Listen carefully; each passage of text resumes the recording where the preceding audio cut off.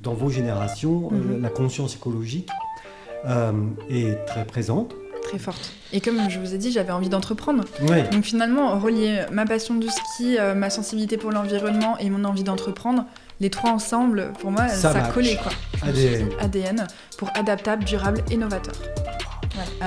En France aujourd'hui, on est à environ 1500 tonnes de déchets liés au ski usagé chaque année. Camille, montrez-moi. Voilà. Donc vous aviez un truc très compact. Très compact et on les a ressortis. C'est très dur, j'ai eu beaucoup de fois où moi j'ai eu des coups de mou, où ça n'allait pas, même encore des fois ça m'arrive encore. Ouais. Hein. Moi j'adore ça les personnes qui critiquent. Ah bon? Ça me permet de rebondir. Les haters, vous aimez les haters? D'ailleurs c'est une avant-première, parce qu'on l'a dit à personne, vous êtes les premiers à le savoir. On est les premiers, Vincent, toujours les premiers dans le Chablais, numéro 1. Ah oui, c'est le clap de début. C'est ça, exactement. Ça, ok. Super. Les flocons arrivent sur les sommets. Les Chablaisiennes et les Chablaisiens commencent à avoir des fourmis dans les spatules. Et pourtant, si on y pense, la production de ski est une industrie polluante. Comment peut-on aimer cet environnement naturel si beau qu'est la montagne et ne pas se soucier des dégâts qu'on peut lui causer avec nos pratiques ? Chaque année en France, on estime à 1500 tonnes le flux de déchets liés au ski usagé que l'on met sous terre. À titre d'exemple, un Airbus A380 pèse 560 tonnes. Cette question, une jeune Chablaisienne se la pose. Camille Lambert, originaire d'Orcier. Camille a même décidé d'y apporter des réponses en créant une marque de ski recyclable, ADN Ski. Plein feu aujourd'hui sur une jeune femme pleine d'ambition et d'espoir. Bonjour Camille. Bonjour, merci de m'accueillir. Oh bah, c'est moi qui vous remercie d'être venu jusqu'à nous. C'est bon, j'ai bon là. Hein. C'était tout bon, c'était très très bien. Vous avez même pris du coup l'exemple de l'Airbus. Bah oui. Et ben c'est ce qu'on fait exactement dans nos pitchs. Bah oui, je me suis un peu inspiré. Hein, et bah super. Et un peu renseigné sur vous et puis votre façon de faire. Donc je l'ai dit, vous êtes originaire d'Orcier. Tout à fait. Donc un pur produit 100% chablaisien là. Exactement, moi ça fait maintenant 21 ans que j'habite ici. D'accord. Voilà, donc... je ne suis pas née. Ah. Et oui, je ne suis pas née ici. Mais ça c'est pas grave. Malheureusement, mais j'ai été adoptée par la Haute-Savoie et par le Chablais, apparemment. oui. Et du coup, donc vous avez fait votre scolarité dans le Chablais. Bien sûr, j'ai été à l'école à Orcier et puis ensuite je suis allée au lycée à Thonon. Voilà. Donc oui, tout à fait. Et puis après, je me suis délocalisée pour mes études à Grenoble. Oui, comme beaucoup, hein, quand même. C'est vrai qu'ici, malheureusement, on n'a pas beaucoup de grandes écoles, mais on reste quand même dans la région Rhône-Alpes. Oui, Grenoble, bien sûr. Finalement. Oui, donc, et puis il y a le ski, il y a eu les Jeux Olympiques, exactement. Il y a une vraie tradition. Et vous êtes allé faire quoi comme études à Grenoble ? J'ai fait des études de commerce. Ah oui. Donc j'étais chez Grenoble École de Management. Et donc j'y suis restée 5 ans. J'ai terminé la dernière année. Voilà, par un master, j'imagine. Un master, exactement, en commerce international. Voilà. Vous speak English.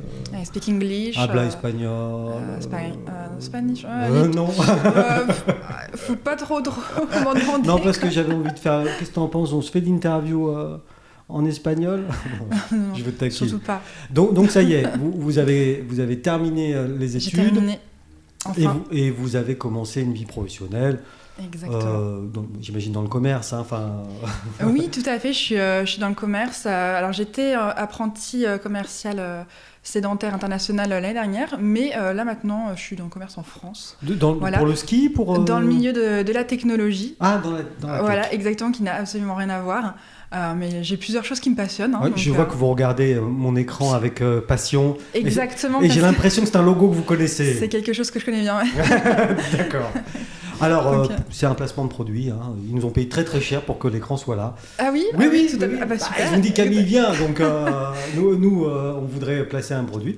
Donc vous travaillez pour HP, c'est ça ? Exactement, je travaille pour HP. Hewlett Packard. Hewlett Packard, c'est ça. C'est ça, hein ? Mais il y a deux divisions. Il y a deux divisions. Il y a HPI et HPE. Moi, je suis chez HPI. Ah, et c'est quoi HPI ? HPI, c'est tout ce qui peut être ordinateur, imprimante. Ah, d'accord. Et HPE, c'est tout ce qui est serveur et solutions logicielles. Plutôt pour... oui, d'accord. Okay. Exactement. Donc vous, c'est plutôt... c'est ça, alors, du coup ? C'est ça. Ouais. Alors, moi, je vends pas d'écran, moi, je vends des imprimantes. Ah, c'est pas un écran, ça, voilà. C'est un tout en un. Ah, c'est un tout en un. C'est un tout en un. Il y a tout dedans. Bon, maintenant qu'on a fait cette petite promo, voilà. on va se consacrer à cette fibre que vous avez. Alors, vous êtes de la génération, vous avez quoi, 25 ans ? J'ai 27 ans. 27 ans. Je les fais pas. Non, mais voilà. les pré-trentenaires, on va les appeler. Oh là là. Les prêts, oui, parce que... Ah oui, un jour ça arrivera, Camille. Oui. Et ce que je veux dire à ce propos, c'est que dans vos générations, la conscience écologique est très présente. Très forte. Vous m'arrêtez si je me trompe. C'est exactement ça. C'est ça. Et vous, à quel moment l'écologie, ça rentre dans votre vie? Est-ce que c'est marqué ou est-ce que ça s'est fait au fil du temps? Ça s'est fait progressivement en fait, parce que c'est vrai que nous, on va dire, quand on était plus petits, on n'avait pas forcément l'éducation de l'environnement. Donc en fait, c'était plus, je dirais, à l'âge de 18 ans, où j'ai commencé un petit peu à me renseigner, et puis également on en entendait beaucoup plus parler sur les réseaux, que ça soit même aux informations, donc je me suis un petit peu renseignée, et même dans mes gestes du quotidien, en fait, ça m'est paru évident de pouvoir faire des gestes qui sont simples et qui prennent quelques minutes à faire. Et puis par la suite, j'avais aussi cette envie d'entreprendre, et donc j'ai voulu un peu conjuguer les deux, donc l'envie d'entreprendre et puis également le fait que je sois assez sensible à l'environnement, que j'ai envie d'avoir un impact sur par exemple dans ma région, enfin à mon échelle, dans tous les cas. Donc c'est pour ça que j'ai commencé à réfléchir à tout ça. Puis en général, quand on fait des études de commerce, c'est qu'on a cette fibre. Ah oui, pas tout le monde a envie d'être entrepreneur. Honnêtement, enfin, il y a quand même quelques-uns qui ont envie de lancer des entreprises. Malheureusement, il y a peut-être pas assez d'ambition derrière, pas assez de ténacité, et donc en règle générale, ça réussit pas toujours, alors qu'il y a de très très bonnes idées. Mais bon, voilà. L'idée c'est une chose. Exactement. Si on l'emmène pas au bout, c'en est une autre. C'est ça. Et donc, ADN Ski, c'est votre premier projet entrepreneurial, c'est dur à dire ça, entrepreneurial. Oui, c'est dur. Ouais, c'est dur. Hein. C'est votre premier projet, ou vous aviez fait des tentatives avant dans d'autres domaines? C'est le tout premier, c'est le tout premier. Alors je vais pas dire le dernier parce que j'en sais rien. Non. Mais en tout cas, c'est celui que j'ai fait durer sur le temps. J'aime bien aller au bout des choses, donc maintenant ça fait 3 ans que je le développe. Oui, voilà. 3 ans. C'est depuis 2018. Voilà, donc on a quand même passé pas mal d'étapes maintenant. Donc, vous avez eu. Alors, vous êtes toute seule sur ce projet, Camille, ou vous avez des associés, ou je sais pas? J'étais seule pendant un an. Enfin, seule. C'est un grand mot parce que j'étais quand même très très bien entourée. Hein. Mais j'ai découvert mes associés au bout de 1 an, 1 an du coup de développement de ce projet. Et donc j'en ai rencontré un qui s'appelle Aurel, qui lui travaille dans une entreprise de nanotechnologie qui s'appelle ST Microélectronique. ST Microélectronique, qui est très connu. Qui se trouve à Grenoble, qui c'est très connu, tout à fait. Côté en bourse, exactement. On entend le cours de la bourse, ST Micro. Et oui. Donc lui, voilà, il fait ça. Mais donc lui, il est spécialisé IT. Ouais, IT. Oui, mais il a aussi un doctorat en physique des matériaux. Donc il est très compétent dans ce qui est caractéristique des matériaux performance. Donc ce qui est très utile pour le projet. Hein. Oui, j'imagine. J'imagine. Donc lui, je l'ai rencontré un week-end qui s'appelle le Startup Weekend. Donc c'est 72 heures, on doit monter une entreprise. C'était dans le cadre de vos études ou... Non, pas du tout. C'était un événement qui n'avait rien à voir. Il y en a qui vont à Walibi le week-end, et d'autres qui vont à Startup. Startup Weekend. Voilà. Exactement. D'ailleurs, je recommande. Oui, c'est toutes les années. Ouais, c'est tous les ans. C'est tous les ans. Ça change de lieu en fait chaque année. Là, par exemple, cette année, c'est à Chambéry. D'accord. Que ça prend place. Pas très très loin de chez nous. C'est pas loin. Ça reste toujours dans la région en règle générale. Ouais. Et ça, c'est l'hiver. C'est quel mois ce startup? Alors moi, je l'ai fait. Alors c'est en novembre. D'accord. Là, je l'ai fait en novembre. Ça y est, on y est là. Donc voilà. Donc là, je sais pas à quelle date il est cette année, mais ça doit être dans le mois de novembre. On cherche sur Google Startup Weekend. Startup Weekend, voilà, c'est ça. Il y en a dans plusieurs régions. Hein. C'est pas les mêmes entités à chaque fois, mais. D'accord. Voilà, donc c'est quand même pas mal. Et puis ça permet surtout d'apprendre plein de choses et d'être entouré de plein de gens compétents pendant un week-end. Et vous arrivez donc à Startup Weekend donc en 2018, c'est ça? En 2019, c'est ça. Et vous croisez quoi? Il y a du monde, vous faites des groupes, vous vous connaissez avant? Il y a énormément de monde. Ou c'est tiré au sort? Non, il y a beaucoup de monde. Ouais. Et en fait, avec Aurel, on s'est rencontrés parce que moi, je cherchais un hébergement et lui, il s'est proposé pour héberger du monde.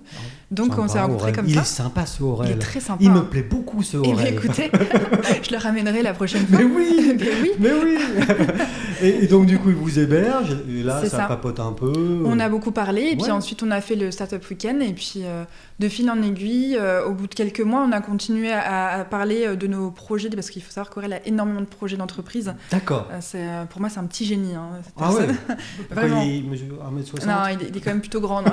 Je vous taquine. Non, je comprends, mais non, il est pas petit, il est grand, et il a de grandes idées surtout. D'accord. Et il a beaucoup de talent. Il est très persévérant et donc. Donc c'est une belle rencontre. C'est une très belle rencontre. Mais vous, ça faisait déjà 1 an que vous étiez sur votre.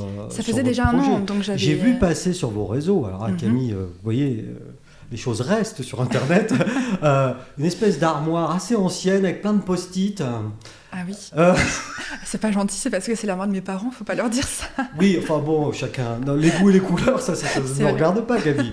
Mais l'armoire avait pas l'air moderne, quoi. C'est ça que je veux dire. Oui. C'était une armoire en massif, on voyait le truc. Et du coup, là, il y avait plein de post-it là-dessus. Donc ça, c'est la genèse du projet ADN Ski, quoi. En 2018. Exactement. C'était en 2018. Il me semble que c'était en mars de. Ah, attendez, non, 2018, mars 2019. D'accord. Et donc, moi, à l'époque, j'étais apprentie dans le marketing, en fait, dans une entreprise qui s'appelait Visconti Partners.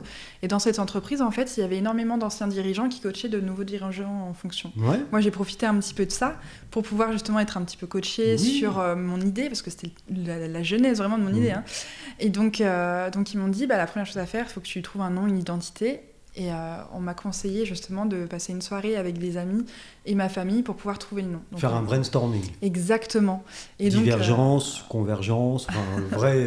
un vrai brainstorming, mais qui soit un peu ludique. Donc ce que j'ai fait, c'est que je leur ai mis à manger, à boire. Oh mon Dieu. Je leur ai dit, toute la soirée, c'est pour vous. Un brainstorming apéro, alors. Je vais vous présenter le projet et vous allez mettre sur des post-it tout ce qui vous passe par la tête. Et donc c'est ce qu'on a fait, on les a collés. D'accord. Et ensuite on a voté chacun à notre tour pour chaque post-it. Et puis par la suite, j'ai pas trouvé tout de suite le nom, j'ai récupéré les post-it, j'ai réfléchi et après une semaine, je me suis dit ADN pour adaptable, durable et novateur. Wow. Voilà. Et ADN, consonance un peu à tout ce qui est racine, la source, c'est ça exactement. Le début, la genèse, vous l'avez dit, le cœur. Et c'est peut-être pas le meilleur nom du monde, mais je trouve qu'il fait sens. Donc, au final... nous, c'est bien fait. ADN Ski, ça nous plaît. Alors, nous, on cherche dans les magasins, mais les skis sont toujours pas là. Ah non, toujours pas. Parce que c'est long. Parce que vous, comme je l'ai dit en préambule, vous avez une ambition qui est importante quand même. Tout à fait. Et là, c'est plus le chef d'entreprise qui va parler, sérieusement 2 secondes. Mm-hmm. Vous voulez vraiment révolutionner un marché qui est tenu par des géants, le marché du ski, mais surtout, vous voulez le révolutionner dans sa façon de faire, de concevoir le produit. Et ça, c'est un challenge. Ah oui, je suis d'accord. Alors, je n'ai pas du tout la prétention de vouloir révolutionner, par contre, mais en tout cas, dans la conception. Dans la conception, oui, tout à fait. C'est vrai que, je ne vais pas forcément expliquer quelle était l'ambition, en fait, au final. En France, aujourd'hui, on est à environ 1500 tonnes de déchets liés au ski usagé chaque année. Ça peut différer selon les années, bien sûr, mais c'est quand même beaucoup. Et L'an dernier, par exemple, il y en a eu beaucoup moins. Il y en a eu beaucoup moins, voilà, exactement. Donc, c'était pas plus mal, on va dire, pour l'environnement. Oui, mais bon, voilà... On se comprend, c'était pas non plus génial. Non, c'est pas génial. Mais voilà, c'est beaucoup plus dans d'autres pays, parce qu'on skie dans plein d'autres pays, bien sûr, qui sont beaucoup plus grands que la France. Par exemple, en Allemagne, c'est le double. D'accord. Donc, voilà. Ah oui. Oui, tout à fait. Et donc sur chaque massif, vous êtes en train de me dire qu'il y a beaucoup de tonnes de déchets, quoi. Et ces déchets, en fait, le ski, c'est pas un matériau recyclable, en fait, tout simplement parce que c'est un matériau composite, c'est-à-dire qu'il est composé de plusieurs matières qu'on colle avec une colle qu'on appelle époxy, donc c'est un thermodurcissable. C'est un plastique qu'on ne peut pas faire refondre. Donc d'une fois que le bloc de toutes les matières sont ensemble, on ne peut pas les détacher, donc on ne peut pas recycler le bloc parce que chaque matière ensemble ne se recycle pas de la même manière. Et on ne pourrait pas le faire brûler ou quoi, parce que ça doit être extrêmement toxique. Il y en a qui le font. Et oui, il y en a qui le font, qui broient en fait la matière, qui récupèrent avec des aimants le métal pour pouvoir le revendre, ça on peut le faire.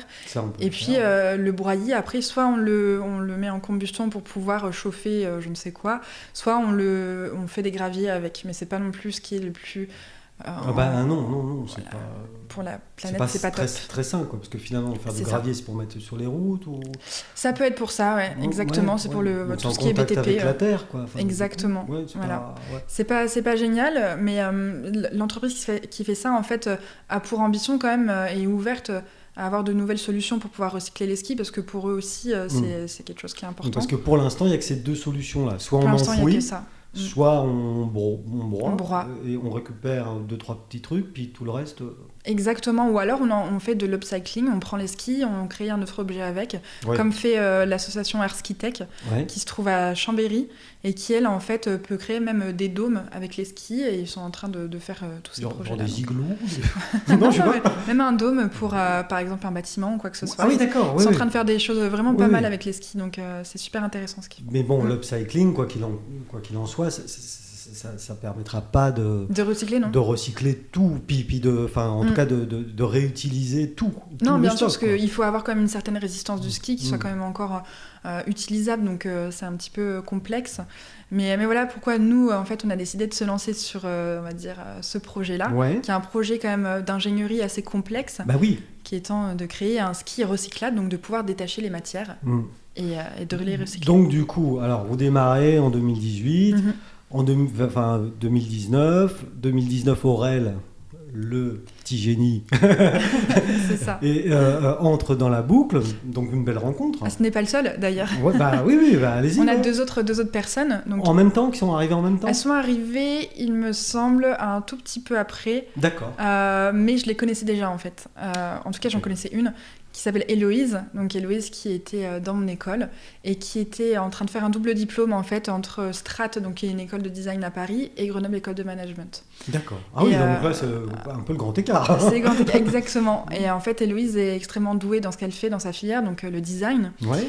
Et je savais qu'elle travaillait bien, et donc je lui ai demandé de me créer un visuel pour les skis.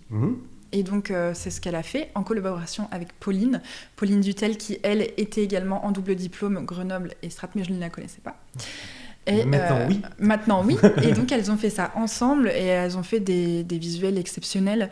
Elles ont travaillé avec efficacité, elles ont été vraiment géniales. Donc, je leur ai dit, au bout d'un moment, au bout d'un certain temps de collaboration, est-ce que ça vous dit de rentrer dans le projet ?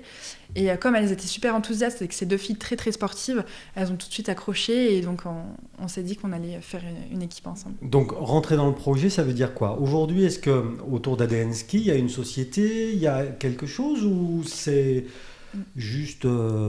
fictif. Non, pas fictif, mais... Oui, je vois très bien. On se tape dans la main et puis t'es mon copain, quoi. Enfin, en gros, non, mais je sais pas. Non, je comprends. Aujourd'hui, alors nous, on n'a pas posé de statut de société, tout simplement parce qu'on n'en a pas... On n'en a pas l'obligation parce qu'on ne vend rien en fait pour l'instant. On est simplement en train de développer un projet d'ingénierie. Et donc on n'a pas besoin de les poser. Cependant, on va poser des statuts associations qui vont nous permettre justement de générer un peu de sous, donc que ce soit des dons, des concours ou quoi que ce soit, pour pouvoir continuer à le développer. D'accord. Donc c'est pour ça qu'on n'a pas tout de suite posé les statuts société. Voilà, il n'y a pas le besoin. Et puis de toute façon, je crois que ça ne dérange pas... Non. Les gens qui suivent le projet. Ça t'avait dérangé ? Non, mais c'est pour bien qu'on comprenne comment... parce que vous l'avez dit, et ça, je trouve qu'on va peut-être réinsister dessus. C'est un projet de très longue haleine. Ça fait déjà 3 ans que vous êtes dessus. C'est ça. Une toute jeune femme. Oui, ça fait déjà 3 ans que vous êtes dessus, quoi. Enfin, est-ce que vous avez un conseil à donner aux gens qui ont une idée comme ça et qui aimeraient... Parce que... bien sûr, j'en ai même plusieurs. Mais allez-y, parce que là... bien sûr, premier conseil, je dirais, c'est soit, dès qu'on a une idée, c'est de la partager et de se faire un certain réseau. C'est-à-dire que moi, la première chose que j'ai faite, c'est que je suis allée rencontrer le plus de monde, que ce soit dans le métier de l'artisanat du ski, ou même ailleurs. Est-ce qu'il y a encore des artisans bien sûr, il y en a beaucoup. Qui font du ski ? Non, mais moi je sais pas. Hein. Ah oui, il y en a beaucoup qui en font. Il y a des petits artisans, comme par exemple Ski à Mondava, Romain Maniglier, du coup, qui tient cette petite entreprise qui fait des skis en bois. D'accord. Voilà, et ils sont géniaux, ces skis, ils sont magnifiques. Et voilà, c'est un autre public là qu'on touche. Oui, mais il en existe énormément. Parce que sur un ski en bois, pour le coup, l'upcycling, ou en tout cas le recyclage, il est facile ou... Pas du tout. Là non plus, d'accord. Ouais. Malheureusement, parce que c'est la même semelle qu'on colle avec le bois. Voilà, ce n'est pas qu'en bois. D'accord, donc, d'accord. Donc voilà, vous êtes allé voir des artisans. Bien sûr, donc ça c'est mon premier conseil. Il faut absolument se faire un réseau, parler de son idée, et c'est comme ça qu'on affinera le plus possible son idée. Deuxième conseil, c'est être persévérant. C'est très dur. J'ai eu beaucoup de fois où moi j'ai eu des coups de mou, où ça n'allait pas, même encore des fois ça m'arrive encore. Ouais. Hein. Et il faut quand même continuer parce que si on croit en son idée et qu'on se donne les moyens, ça va fonctionner. Vraiment. Et donc voilà, je pense. Parce qu'avec le reste de l'équipe là, qui s'est étoffée, donc maintenant si j'ai bien compté avec vous, ça fait 4. J'ai bien compté. Bravo. Ben oui. Je suis trop content. Et vous ne vous croisez pas au quotidien? Pas du tout. Comment est-ce qu'on entretient la flamme? C'est beau. Comment on entretient la flamme? Oui, parce qu'une entreprise, c'est un peu ça aussi. Enfin, surtout ça. Une entreprise comme la vôtre. Bien sûr. Il y a cette idée-là quand même. Il y a un vrai projet citoyen derrière. Ah oui. Un vrai. Donc, comment est-ce qu'on entretient la flamme, Camille? Alors, premièrement, nous, on communique toutes les semaines. Des fois, tous les jours.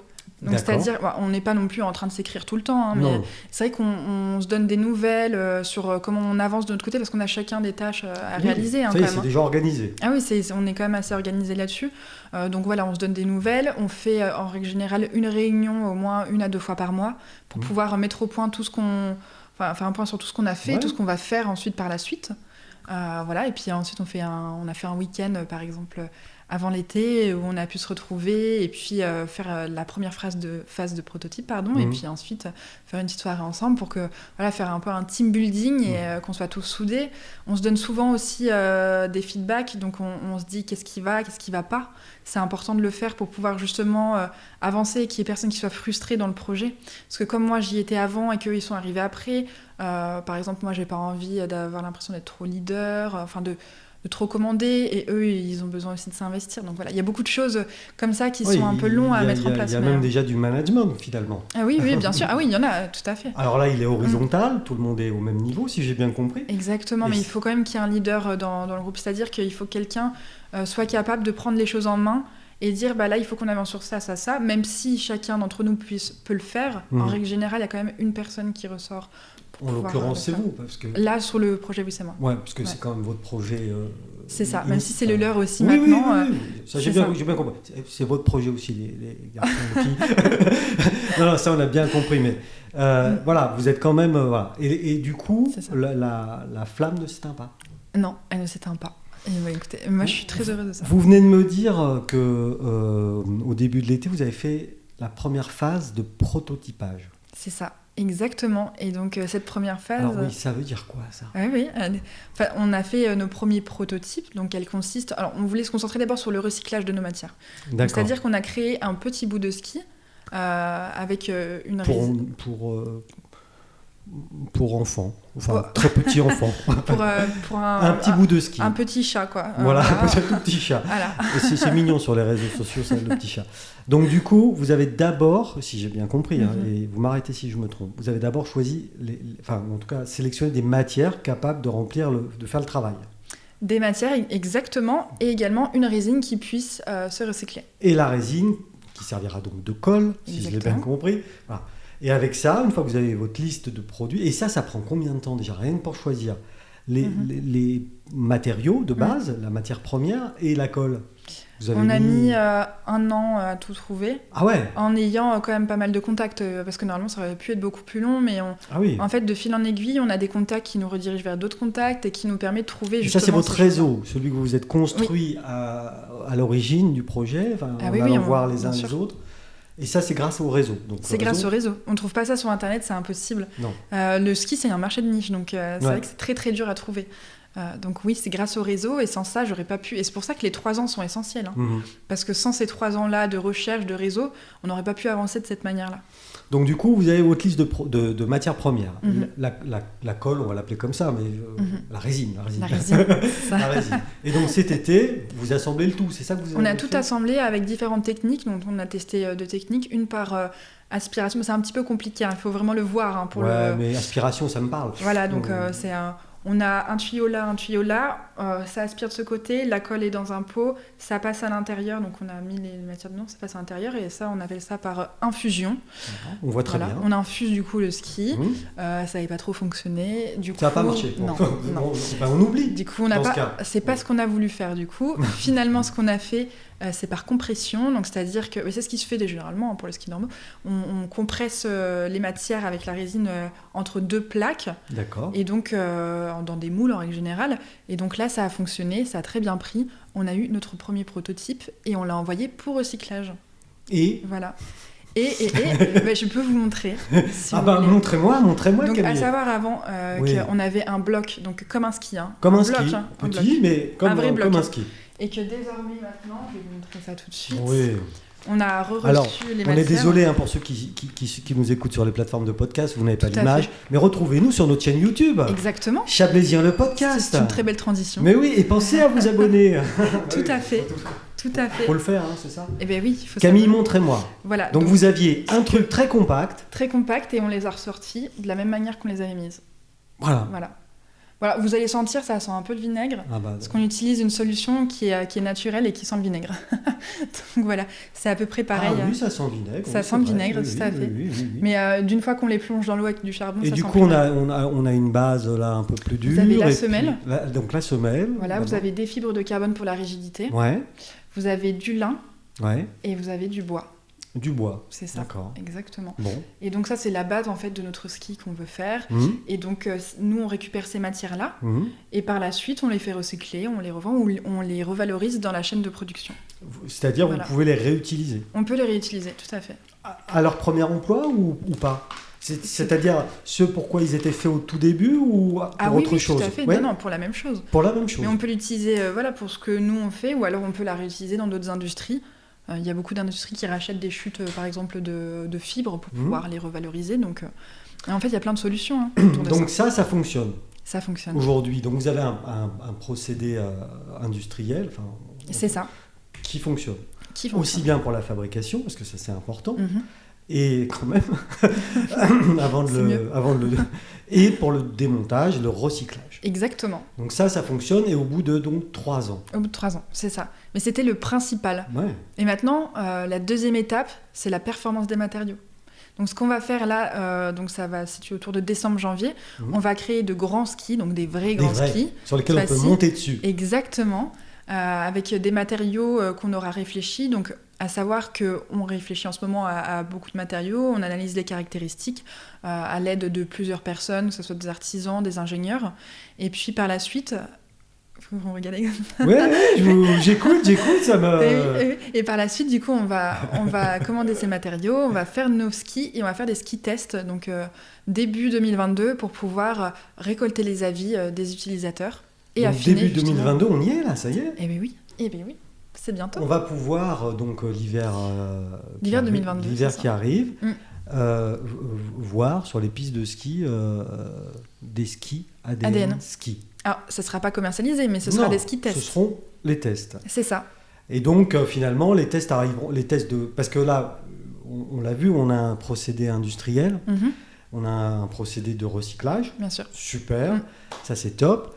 Et oui, vous faites pareil quand vous m'écoutez. C'est vrai, oui, c'est vrai. Mais c'est que je suis très concentrée, finalement. Moi aussi, je suis hyper concentré. Et maintenant, et c'était là où je voulais aller, on ne sait pas si ça glisse vraiment bien, votre truc. Eh ben oui, c'est ça.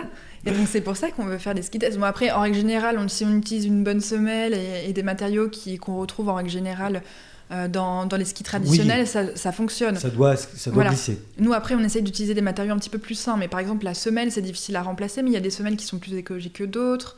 La semelle, c'est fait en quoi, normalement ? Alors, la semelle classique, c'est du polyéthylène, donc c'est un plastique. C'est un plastique, ouais. Voilà. Il y a quand même, Et puis, on peut retrouver des semelles qui sont complètement différentes. On peut avoir, par exemple, quelque chose qui est très cher et qui ne s'utilise pas forcément encore dans le marché du ski, mais le pic. Donc ça, c'est un plastique qui peut être justement recyclé, exactement, et qui glisse très très bien. Le PEEK.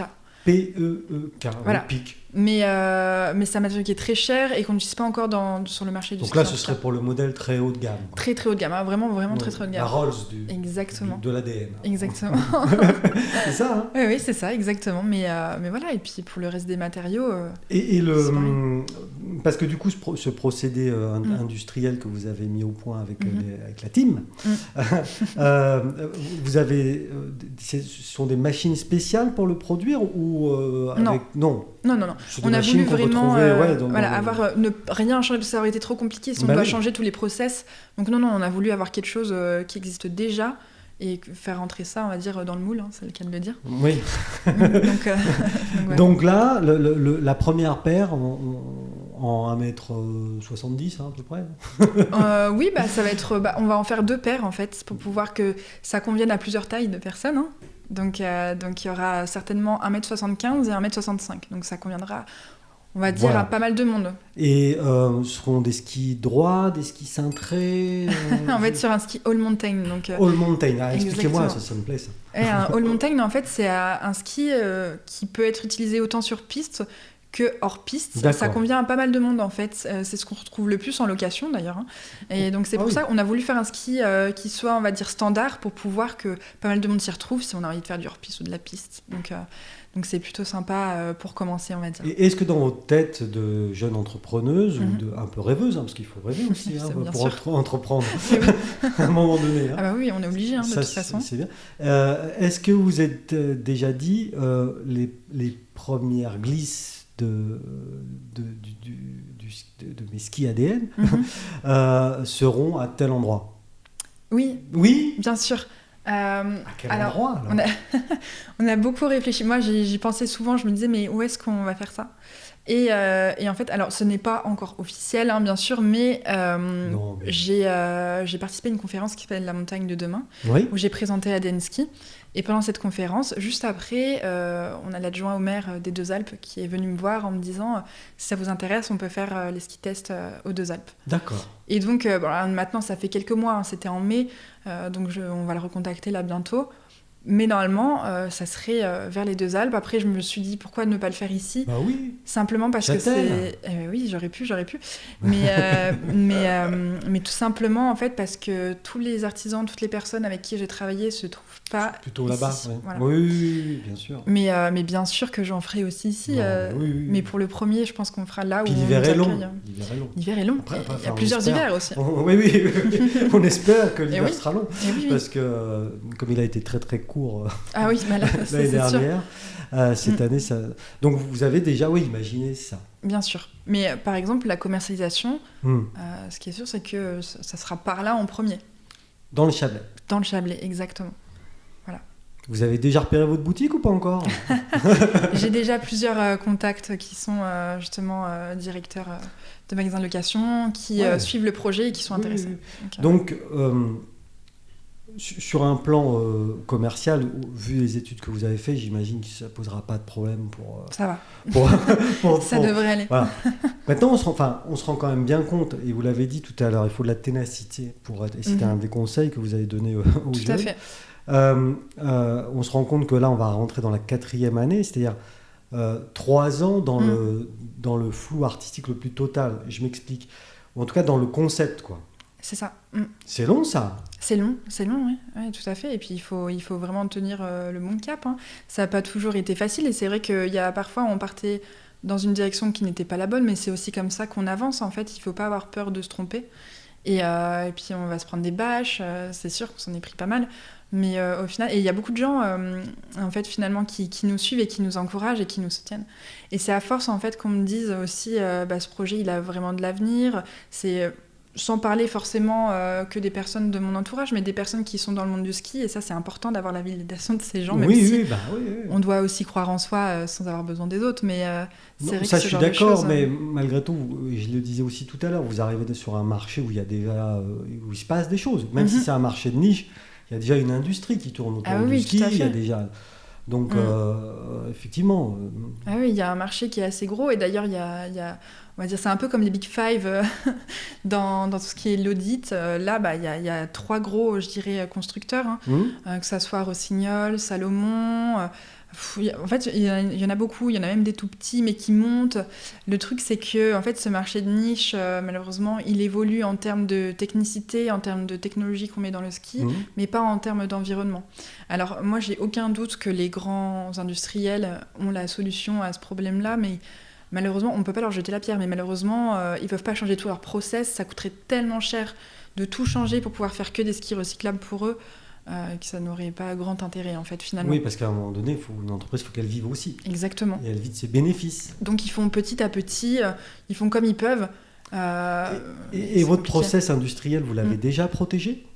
Alors nous, on ne peut pas. Non, on ne l'a pas protégé. En fait, on a protégé certaines choses, comme par exemple l'idée, on l'a protégée. Ah oui. Alors pas sous un brevet, mais on a par exemple l'enveloppe Solo. Voilà. Enveloppe Solo, c'est exactement. Avec l'INPI, l'Institut national de la propriété intellectuelle. C'est ça. Qui permet de déposer dans une enveloppe une idée, un dessin, quoi que ce soit. On la poste, le cachet de la poste faisant foi. Elle arrive là-bas dans les bureaux et du coup, on a une preuve d'antériorité de notre idée. C'est ça. Exactement. Et c'est bien moins coûteux qu'un brevet. Ah oui, bien sûr. Ouais.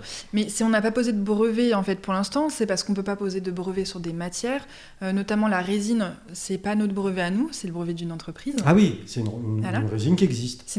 Ah oui, elle existe, oui. Elle est commercialisée par peu de monde, mais elle est achetée, je veux dire, par peu de monde, mais elle est quand même commercialisée. Elle existe. Voilà. Donc vous ne pouvez pas... On ne peut pas poser de brevet. Par contre, on peut poser un brevet sur un assemblage de matières. Voilà, c'était ça le sens de ma question. C'est ça qu'on peut faire, mais justement, c'est pour ça que là, on fait la phase matériaux pour pouvoir continuer à développer notre ski, sa performance, et ensuite, on pourra justement poser un brevet sur ça. Donc, on l'a dit, une idée, et alors, juste, ça, on n'en a pas parlé, mais l'ADN de l'idée... de l'idée de votre ski recyclable. Est-ce qu'il y a un jour où vous vous êtes réveillé, vous dites mais où ça a été plus long juste la base de l'idée. La base de l'idée en fait ça a été quand j'ai lu une analyse en fait du coup sur le monde du ski qui a été faite par l'ENSAM, donc c'est l'Institut des Arts et Métiers du Lac du Bourget, qui parlait justement des déchets liés au ski et qui parlait de ces 1500 tonnes de déchets liés au ski. Voilà. Et donc c'est eux qui avaient fait cette étude-là. D'accord. Et c'est après ça que je me suis dit, mais pourquoi c'est pas recyclable ? Et donc je me suis renseignée en parlant avec plein de monde. Et j'ai compris après pourquoi ça l'était pas. Et c'est à partir de là que je me suis dit, à mon échelle, je suis quelqu'un qui fait du ski. Je fais du ski depuis que je suis toute petite. Je fais de la compétition. Donc voilà, j'ai pas... Ski club de Thonon. De Thonon, tout à fait. Tout à fait. Donc vous alliez à Châtel des fois. On allait à Morzine. C'est ça. C'est ça, hein. Ouais, exactement. Et donc après ça, je me suis dit, il faut absolument que je fasse quelque chose à mon échelle. Et moi, je viens du commerce, je suis pas ingénieure. Donc c'est pour ça que ça a été difficile au début. Mais à force, voilà, Vous n'êtes pas ingénieure, mais curieuse quand même. Parce que vous avez lu... et comme quoi, ça c'est quelque chose que je répète souvent, mais la curiosité n'est pas un vilain défaut. Non, ça dépend dans quel... oui, évidemment. Voilà, vous voyez ces 1500 tonnes de déchets annuels. Ça vous a poussé, ça a été un moteur et ça vous a poussé à en savoir plus. Exactement. Donc il y a quand même un élément déclencheur à un moment donné dans l'idée. Oui, tout à fait. Et comme je vous ai dit, j'avais envie d'entreprendre. Oui. Donc finalement, relier ma passion du ski, ma sensibilité pour l'environnement et mon envie d'entreprendre, les trois ensemble, pour moi, ça collait quoi. C'était parfait. Ça collait, mais attention à la résine. Exactement. Attention à la résine. Et vous faites plein de blagues là, dis donc. Oui. Je suis pas aussi drôle que vous. Hein. Non. On l'avait remarqué. Hein. Ah ouais, ça va, mince. Je vous taquine, Camille. Donc, voilà. Là, on a bien en tête comment tout ça s'est passé. Par contre, il y a quand même une chose dont on n'a pas parlé. On en a parlé. Vous et vos acolytes, la team ADN, vous êtes tous salariés, enfin en tout cas vous travaillez tous dans des entreprises. Mais du coup, la moindre petite recherche, l'achat de matériel, comment est-ce qu'on finance un projet comme ça ? Alors, on le finance grâce à des aides. Alors, ça peut être soit on fait une cagnotte, Ouais. Vous avez fait ça, je crois. J'ai fait ça, oui. Avant d'avoir tous les associés, je l'avais fait pour pouvoir faire le site web et puis commencer à communiquer sur le projet. Puis partir un peu en vacances. Ben voilà, je fais du shopping. Non, pas du tout. Oui, vous êtes drôle. Oui. Finalement, ça mais va. Oui, ça va. Les blagues, c'est bien. Non, mais j'ai pu financer plusieurs choses. Vous aviez perçu beaucoup d'argent Alors, j'avais mis je crois, c'était 3 000 € que je voulais et on a eu 3 600. Donc c'était super. Ah oui. Ah bah oui. Objectif là il y avait eu dépassé. Dépassé. Il y avait eu pas mal justement de contributeurs, donc c'était top et ça a permis justement de parler un petit peu du projet. J'ai eu par ailleurs déjà les premières personnes qui ont commencé à critiquer. Moi j'adore ça. J'adore ça, les personnes qui critiquent. Ah bon? Ça me permet de rebondir. Les haters? Vous aimez les haters? Alors, j'adore pas me prendre des vagues de haine. Ça m'est jamais arrivé de me prendre des vagues de haine sur le projet, mais par contre, d'avoir des gens qui sont très réfractaires au projet, j'adore parce que ça me permet d'aller leur parler directement parce que je les vois. Surveille, attention. Camille, elle vous a à l'œil. Et qu'est-ce que c'était les critiques à ce moment-là? C'était par exemple, encore un projet de greenwashing, c'est n'importe quoi. Voilà. Et en fait, ça, généralement, c'est des locaux. En plus. Oui, mais c'est des locaux. Mais je comprends pourquoi, parce qu'ils se disent, voilà, un projet moderne, encore quelque chose qui va faire du marketing et c'est tout, quoi. Et ça me permet d'aller leur parler directement et de leur expliquer toute la genèse du projet. En même temps, à leur décharge, il y a beaucoup de ça, quand même, aussi. Il y a énormément. Beaucoup de projets qui ne sont que du marketing, finalement. Mais oui, c'est ça. Et donc, vous lâchez rien. Ah, je lâche rien. Vous voyez un commentaire de ce type-là, vous allez vous répondre. Ah oui, j'y vais. Alors, je l'agresse pas, absolument pas. Non. Mais par contre, je vais lui expliquer, je lui demande quel est son point de vue, je lui explique mon point de vue à moi. Et après, en règle générale, ils sont convaincus par le projet. Il y en a qui m'ont même donné... Je crois que le mieux, c'est celui qui m'a donné 200 € pour le projet juste après. Là, vous l'avez retourné, Pépère. Ah oui, et il suit le projet maintenant... c'est super drôle. Mais voilà, moi, j'aime bien ça parce que je sais que mon projet a des valeurs et que c'est pas du marketing. Enfin, il y aura forcément du marketing, mais ce ne sera pas que ça. Il en faut, hein. Et je sais le défendre. Et ça me permet, en plus... en le défendant et en ayant leurs critiques, de pouvoir me dire ah oui, bah là, il a pas tort, je vais pouvoir peut-être travailler là-dessus. Et donc, c'est super intéressant. Quand c'est constructif, vous le prenez. Exactement. Donc, vous êtes à l'écoute. Ah bah oui, bien sûr. Mais mais ça, c'est un autre conseil. Il faut surtout prendre les critiques et réfléchir et pouvoir faire en sorte d'améliorer son projet par rapport à ces critiques constructives. Alors, bien sûr, pas les critiques où ça dit des bêtises. Rien. Bah non. Non, ça sert à rien. Et du coup, à ces premiers contributeurs, vous leur aviez promis quelque chose ou juste oui, je leur avais... petite poignée de main numérique? Oui, non, je leur avais promis, je leur ai même envoyé des choses. Ah. C'était des contreparties. Après, c'était pas les contreparties les plus folles du monde. Il y avait pull, bonnet... je sais plus ce qu'il y avait, honnêtement, ça fait longtemps. Non, mais il y avait quelque chose. Oui, il y avait des choses, voilà, et ils ont reçu leur contrepartie. Donc j'espère qu'ils étaient contents. Après, nous, on aspire... voilà, ce genre de contrepartie, c'est bien, mais on aspire à d'autres choses. Je pense que les gens qui nous ont donné, c'est pas pour les contreparties. Non. Donc voilà. Non, c'est pour ça que je vous posais la question.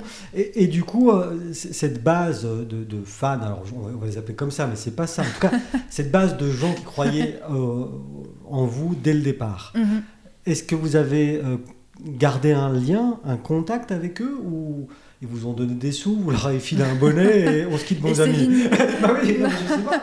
Non, pas du tout. La plupart d'entre eux continuent à nous suivre, que ce soit sur les réseaux, parce que je les vois également, j'en vois pas mal qui viennent liker nos posts ou qui continuent à nous suivre, ils sont abonnés. Et donc, on garde en contact. Après, je vais pas leur parler tous les jours tous, mais en règle générale, sur les réseaux sociaux... moi, je poste pas mal de choses. Alors en ce moment, c'est pas trop le cas parce qu'on attend de pouvoir parler justement de nos recyclages de nos prototypes. D'ailleurs, c'est une avant-première parce qu'on l'a dit à personne. Vous êtes les premiers à le savoir. On est les premiers, Vincent. Toujours les premiers dans le Chablais. Numéro uno. Mais voilà, donc on va communiquer bientôt là-dessus et c'est important de pouvoir, même si on n'en a pas beaucoup, là je crois que sur Instagram on doit en avoir 340 qui nous suivent. Sur Instagram? Ouais, voilà. Ouais, c'est pas beaucoup. C'est pas énorme, mais on a Camille pas... va falloir faire un truc là. on a des gens qui sont fidèles et qui nous suivent. Non, ça c'est bien. Et c'est mieux que... Je trouve que ça a beaucoup plus de valeur qu'en avoir 1500 qui sont juste là et qui font... Oui. Donc, ça a plus de valeur parce que le jour où vous allez dire nos skis sont disponibles à tel endroit, je suis sûr que sur ces 300 et quelques, et puis ça va continuer à grossir, mais ah oui. eh bien, il y en a un bon pourcentage qui viendra au moins voir. Bien sûr. et peut-être acheter. Exactement, peut-être. On verra bien. Donc, du coup, Et sur Facebook aussi, vous êtes présent? On est présent sur Facebook. Donc il y a un site web, j'imagine. On a un site web également. C'est quoi le 3W? Alors oui, c'est ça, www.adnski.com. De toute façon, sur tous les réseaux sociaux, que ce soit LinkedIn, Facebook ou Instagram, c'est ADNski. ADNski, on tape ça dans les petites barres de recherche et on vous trouve facile. Comme ça, on peut s'abonner, on peut vous suivre et suivre ce projet, qui est un projet de longue haleine. C'est-à-dire que si vous le suivez depuis le début, ça fait déjà 4 ans. 3 ans. Oui, mais ça va faire... Là, on commence la 4e année. On va commencer la 4e année. Donc, à l'hiver 2022, on fait des tests. Ça, vous me l'avez dit. C'est ça. Il y aura 2 paires, en gros, si j'ai bien compris. 2 paires de skis, exactement. C'est bien, vous suivez. Oui. Vous allez monter quoi comme fixation dessus? On y réfléchit, là, pour l'instant. On regarde un peu ce qu'il y a. Parce que ça aussi, si on veut aller au bout de l'idée, il faut prendre quelque chose de responsable, je sais pas. Tout à fait. Après, en règle générale, par exemple, nous, notre cible, c'est quand même les magasins de location. Parfois, c'est eux qui mettent les fixations, donc nous, on n'a pas la main là-dessus. Cependant, les fixations, en règle générale, c'est du plastique, et du plastique qui se recycle. Donc, on n'a pas trop ce problème-là pour l'instant. C'est moins pire, on va dire. Voilà, c'est ça. Que le ski en lui-même. Exactement. Donc, des tests tout l'hiver. Donc tout massif, j'ai bien compris, sans doute aux Deux Alpes au début, et puis un peu peut-être à Voria, Châtel, Morzine. Peut-être. Allons le savoir. Et soyons fous, je sais pas comment ça s'appelle, à Bernex. Peut-être à Bernex également. Parce que là, il faut y aller. Bon, partout. Et là, comment est-ce que vous allez récolter des données ou juste des avis? Comment ça va se faire? Vous avez déjà un protocole là-dessus? On n'a pas mis en place encore le protocole, mais... je pense que ce qu'on va faire, c'est qu'on va faire un petit questionnaire ou des choses comme ça, et puis quand les gens seront là, ils vont nous dire en face ce qui va, ce qui va pas, et puis sur le questionnaire mettre également leurs commentaires. Donc ça nous permettra de ce sera plus il n'y aura pas des capteurs partout sur les skis, ce sera en discussion. Non, ce genre par exemple de tests techniques, on va dire, avec les capteurs ou même pas de capteurs, ça se fait plus en amont. Donc ce qu'on va faire, c'est qu'on va tester les skis, la résistance avec des poids, qu'on appelle ça, la souplesse du ski. Donc ça se fait en amont. Parce que pour mettre un ski sur le marché, parce que ça, j'y connais absolument rien, est-ce qu'il faut faire des tests de qualité, des choses comme ça, ou n'importe qui peut arriver avec un truc et dire allez-y. Mais heureusement, non. Il y a des normes. Heureusement, plutôt, on ne peut pas faire ça. Il y a quand même des normes. Il faut respecter certaines pas dimensions, mais on va dire, il ne faut pas non plus le ski soit trop rigide, parce que c'est sûr qu'il va se casser. Il y a beaucoup de choses à prendre en compte, et aussi c'est un petit peu à la responsabilité du constructeur. Donc voilà. Comme vous avez l'air d'une constructrice responsable. Et tout à fait. Alors vous allez faire. Exactement. Et donc du coup, l'hiver se terminera bien un jour, et le printemps reviendra. Les petites oiseaux chanteront tout ça. Oui. Et vous, après cet hiver de test. Vous allez rentrer en phase ultime, là, quand même, non? Exactement. Donc, certainement qu'on va recréer d'autres prototypes. Cette fois-ci, avec des autres matériaux, ou les mêmes matériaux, ça se trouve que ça sera très, très bien passé. Allez savoir. Voilà. Et nous, ce qu'on va faire après, c'est qu'on va présenter ce qu'on a fait, par exemple, au magasin de location. Voilà, on va un petit peu sonder. Et puis ensuite, on se lance ou on se lance pas. Vous avez déjà réfléchi, alors pour le coup, tout à l'heure je parlais de process industriel, donc le process, d'accord, mais vous avez déjà réfléchi à une industrialisation de la fabrication, créer une usine, je sais pas, je dis n'importe quoi, bien sûr, à quel endroit Ce qui est sûr, c'est que, en tout cas, si on a une usine à nous ou des bureaux, ce sera dans la région. Je pensais justement à Annecy, parce qu'il y a quand même un grand pôle... là-bas industriel, où il y a aussi une Salomon, il me semble. C'est vrai que le Chablais, c'est une terre de fabricants de ski. Il y a beaucoup de fabricants. C'est qu'il y en a quand même pas mal dans le Chablais. Oui, tout à fait. Donc, je dis ça, je dis rien. Enfin, je le dis quand même. Oui, j'ai vu. Mais mais c'est vrai. Et puis, en ce qui concerne le reste, je me souviens plus de la question.